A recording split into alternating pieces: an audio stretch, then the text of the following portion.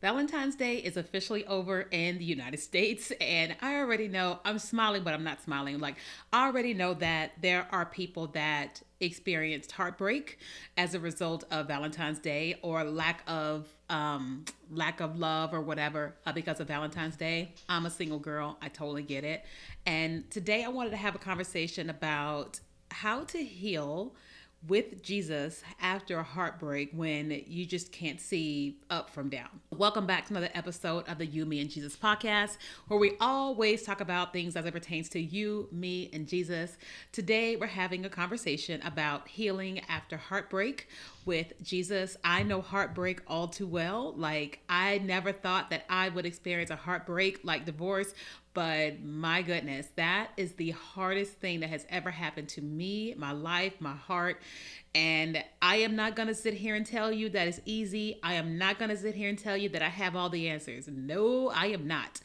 I am simply going to tell you what I did to heal after heartbreak. Now, it's been 10 years of healing. So I'm just going to tell you what I did and what I think that I did well in that season and how you may be able to apply that. So, one of the things that I know about being in relationships is that oftentimes when we get into a romantic relationship with someone, we see our future, we plan our future, we have the past, we have the present, we have who we think that they are, we have everything that someone has said, you believe, hope for, made up, and all the things. And when things come to a close, it's often like we kind of lose sight of ourselves because we had this hope, this plan for where things were going to go. And now it's like, here's where you were headed. Now you're like, you feel kind of lost in terms of like, well, what now? What do I do now? Or who am I now? Especially if you've been with this person for a long time, or if you have married this person, you've invested like a lot of time, you've got children, you've got assets or whatever it is you have with that person. You know, you've been on this road for however long, and then it's just shattered, and it feels very devastating. It's very heartbreaking. And I say that because I've been there. I did not want to ever say that I've been there, but I've been there, you know?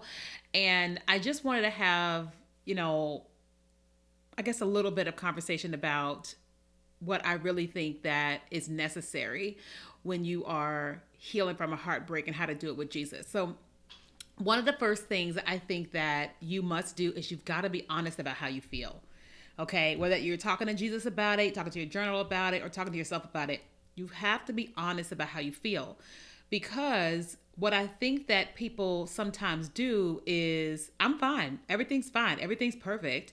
When the truth is, everything is not fine. You're devastated, you're heartbroken, you feel lost, you feel all these different things.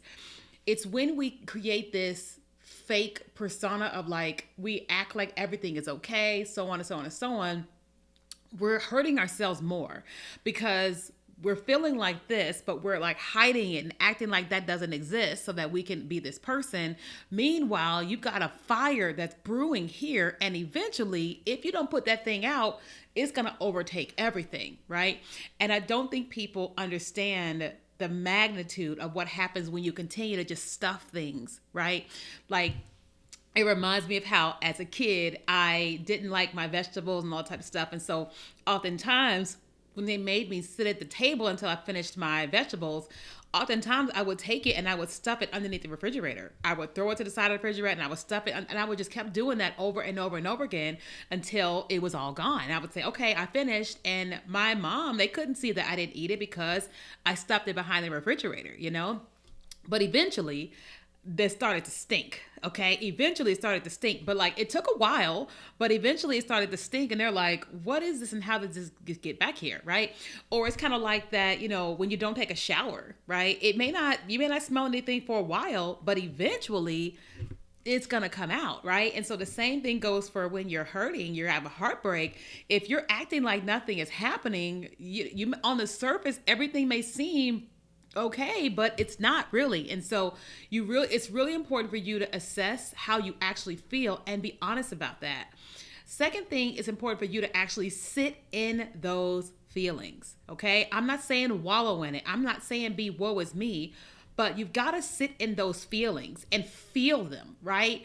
And process them. So you acknowledge how you feel, but actually feel them, process them, let them do what they're doing, you know what I mean? But find healthy ways of processing them, right? So my way of processing them was saying it out loud. I was saying it out loud, I was praying, and I didn't feel like doing that, but it was like the only way I could get it out was for me to actually get it out.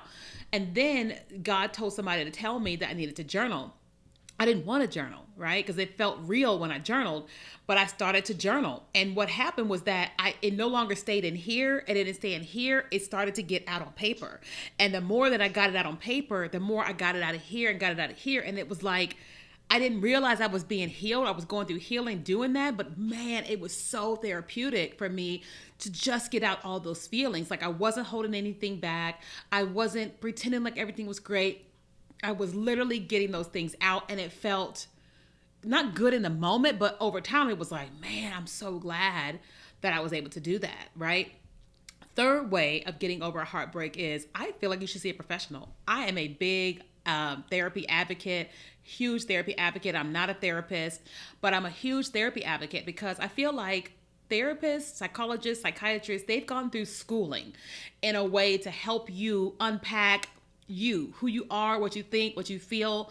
And they have these tools that they've been trained with, right? So it's kind of like I am a social media strategist. So I have tools teaching people how to build brands online, market online, and all the type of stuff. I don't have the tools of what a psychologist, psychiatrist has to help people mentally, emotionally, right?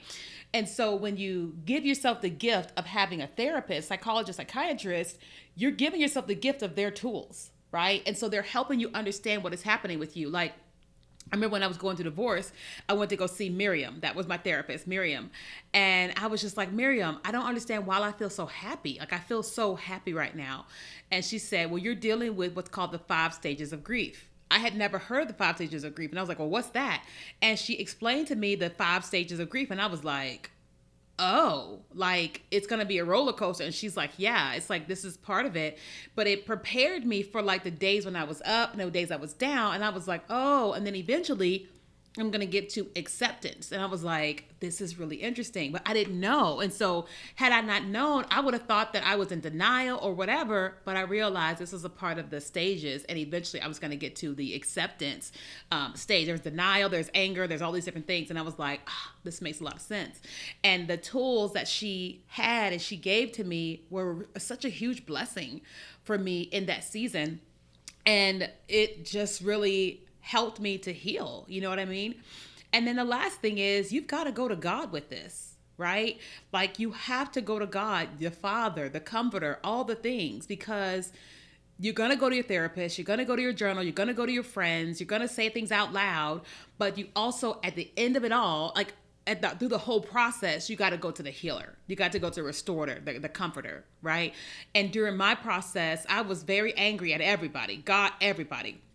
And I was letting God have it in that time frame. And I'm glad that I did, because I let him have it and he also comforted me, right? Here's what I wanted to do. And he was comforting me. So it was like I didn't hold anything back from myself, from other people. It was like I was doing all the things and he was just like, and comfort.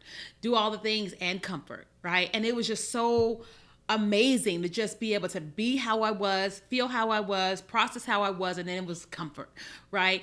And people always come to me and go, they're just in shock about how I handled things. And I'm like, I didn't handle it as best as I think I could. You know what I'm saying? But like, they couldn't see that I was doing certain things. And it was like, oh, because I was doing it with my journal, with my friends, with my therapist, and with Jesus. And it was like, I was doing it all, just not in the public eye. And I'm like, gotcha. And so that's what I highly recommend to anybody that has gone through a heartbreak or isn't a heartbreak, because our tendency is to post on social media or to go ham to the person that broke our hearts or just do all this stuff. You know, I've seen people do really, really, really, really horrible stuff to each other as a result of heartbreak. And some people end up in jail, you know, and we're like, we don't want to do that. We want to, whatever you do to like, tomorrow you're okay, right? That you won't end up in the penitentiary, in jail. No one will be hurt. Like you will be okay, right? And so you have to give yourself that gift of doing that. You got to give yourself the gift of being honest with yourself, sitting in your emotions, getting help, and getting Jesus, right? At the end of it all, God's got it all.